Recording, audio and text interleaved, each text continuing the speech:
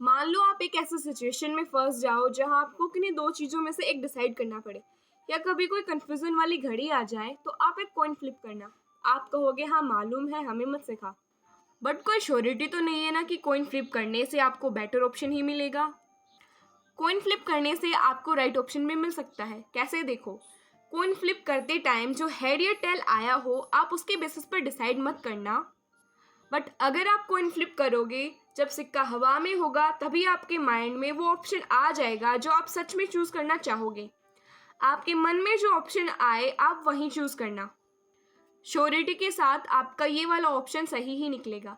At last, thank you so much for watching this video.